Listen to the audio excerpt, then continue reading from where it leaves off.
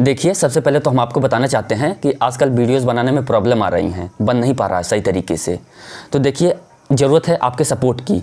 तो आप जाइए, नीचे डिस्क्रिप्शन में आपको एक लिंक मिल जाएगा या फिर आपको आईडी मिल जाएगी जिससे आपको सपोर्ट करना है, अगर आप करना चाहते हैं तो। बड़े बड़े यूट्यूबर बड़े लेवल पे उनको सपोर्ट मिलता है, हम लोग छोटे हैं तो हम लोग को छोटे लेवल पे सपोर्ट चाहिए। तो आप छोटे लेवल पे सपोर्ट कर सकते हैं अगर आप चाहते हैं तो। अगर आप चाहते हैं कि मैं ऐसे ही वीडियोज़ आपके लिए बनाता रहूँ, अगर आप मेरे काम से खुश हैं, अगर आपको अच्छे लगते हैं मेरे वीडियोज़, इन्फॉर्मेटिव लगते हैं, तो आप चाहें तो सपोर्ट कर सकते हैं। नीचे डिस्क्रिप्शन में आपको लिंक या फिर आईडी मिल जाएगी। So hey guys, welcome back to my channel. मैं हूं आमिर। जानते हैं अभी कितना बज रहा है? अभी भोर के 4 बज रहे हैं। तो अगर मतलब बोलने में थोड़ा कुछ प्रॉब्लम हो जाए या फिर गड़बड़ी हो जाए तो माफ़ कीजिएगा, क्योंकि थोड़ा अभी नींद में ही हूँ।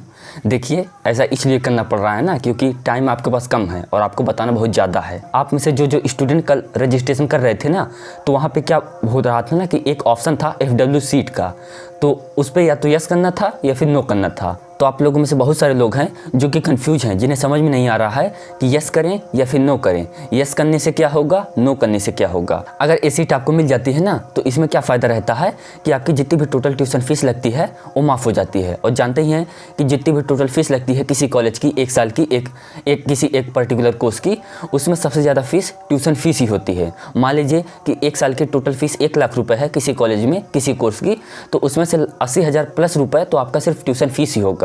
तो क्या होता है ना, इस कंडीशन में अगर आपको ये सीट मिल जाती है, TFW सीट वाली मिल जाती है, तो इस कंडीशन में आपके 80,000 प्लस रुपए जो होते हैं वो पूरे के पूरे माफ़ हो जाते हैं। सिर्फ आपको 20,000 रुपये ही देने पड़ जाते हैं। तो इसीलिए बहुत सारे ऐसे स्टूडेंट होते हैं जो कि TFW सीट चाहते हैं, लेकिन TFW सीट लेने के लिए देखिए 2 कंडीशन है। पहली कंडीशन ए कि जो भी आपका इनकम सर्टिफिकेट है उस पर आपके फैमिली की इनकम 2 लाख रुपये से कम होनी चाहिए। ये तो पहली कंडीशन है, पहली एलिजिबिलिटी है। दूसरी ए कि मतलब आपका जो जनरल रैंक है, कैटेगरी रैंक नहीं, आपका जो जनरल रैंक है वो बहुत अच्छा होना चाहिए। अगर आपको मतलब थोड़ा अपने रैंक में कन्फ्यूजन है कि मेरा रैंक अच्छा है या नहीं है, तो भी आप मतलब ट्राई कर ही सकते हैं। नहीं मिलता है तो कोई बात नहीं। अब बात ये आती है कि अगर हम येस पे क्लिक कर देंगे उस पर, तो क्या हम नॉर्मल वाली सीटें भी चूज कर सकेंगे? तो देखिए, हाँ बिल्कुल, ऐसा नहीं है कि अगर आप अभी FW सीट पे यस कर रहे हैं तो आगे चल के सिर्फ आपको FW सीट ही चूज करना पड़ेगा चॉइस लॉकिंग के टाइम पे। ऐसा नहीं होता है। या फिर आपका अगर कोई प्रॉब्लम है, लाइक कि अगर आपके इनकम सर्टिफिकेट पे आप 2 लाख से ऊपर है या फिर आपका रैंक उतने लायक नहीं है, तब भी आप अगर यस कर दे रहे हैं तो आगे चल के आपको कोई प्रॉब्लम होगी। ऐसा कुछ भी नहीं होने वाला है। सिंपल आप क्या काम करिए कि अगर आपको लगता है कि हाँ आपके इनकम सर्टिफिकेट पे 2 लाख से कम है और आपका रैंक भी ठीक ठाक है, ठीक ठाक से थोड़ा ऊपर भी है, अगर आपका रैंक एवरेज भी है, तो भी आप यस कर दीजिए। देखिए, जब आप TFW पे यस कर देते हैं ना, आप कोई भी स्टूडेंट हो, जब यस कर देते हैं तो उसके बाद जैसा कि एक प्रोसेस होता है डॉक्यूमेंट वेरिफिकेशन का, तो उस टाइम पे UPT वाले चेक करते हैं आपका इनकम सर्टिफिकेट कि क्या वाकई में आपका जो इनकम है, आपके फैमिली का इनकम है वो कम है, आप FW सीट लेने लायक हैं या नहीं है। और उससे पहले जो आपने रजिस्ट्रेशन नंबर के टाइम पे, रजिस्ट्रेशन करते टाइम जो आपने रोल नंबर डाला हुआ है, उससे आपका रिजल्ट चेक करते हैं और देखते हैं कि आपका जनरल रैंक कितना बना हुआ है। तो ये दोनों चीज़ चेक करने के बाद ही आपको या तो FW मिलता है या तो फिर FW सीट नहीं मिलती है। तो ये जो चीज़ें होती है ना, ये आपका कन्फर्म होता है।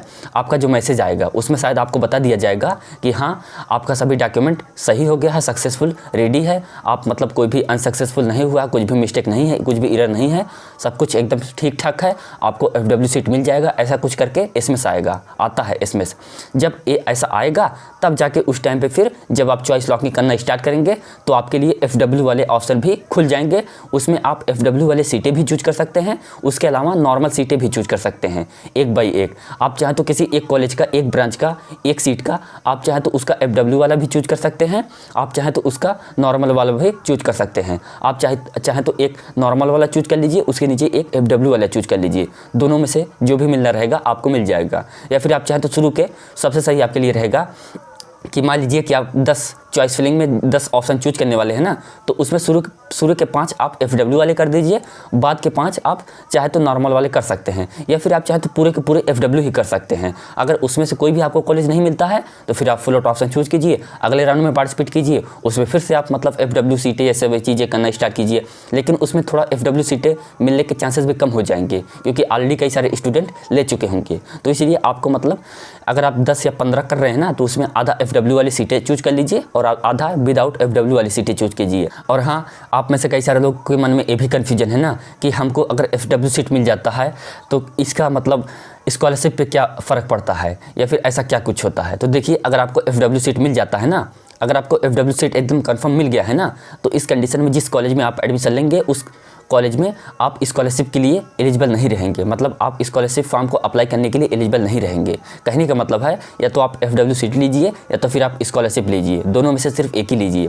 कभी कभी स्टूडेंट के मन में ये भी कन्फ्यूजन रहता है ना कि दोनों में से हमको क्या लेना चाहिए, कौन सा सही रहता है। तो देखिए, दोनों में से आपका FW सीट वाला सही रहता है, क्योंकि इसमें आपका मतलब तुरंत का तुरंत जितने भी ट्यूशन फीस है वो तो माफ़ हो जा रहा है।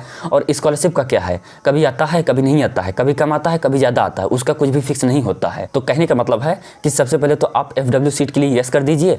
अगर आपको मिल जाता है तब तो अच्छी बात है, नहीं मिलता है तो फिर मतलब तब भी आप स्कॉलरशिप लेने के लिए एलिजिबल रहेंगे। क्योंकि आप लोगों में से बहुत सारे लोग ये भी पूछ रहे हैं ना कि अगर हम FW सीट के लिए अप्लाई करते हैं, यस कर देते हैं और हमें नहीं मिलता है तो क्या हम स्कॉलरशिप नहीं ले पाएंगे। तो देखिए, ऐसी बात नहीं है। अगर आपको मिलता है तब नहीं ले पाएंगे, नहीं मिलता है तब तो आप एलिजिबल हैं ही लेने के लिए।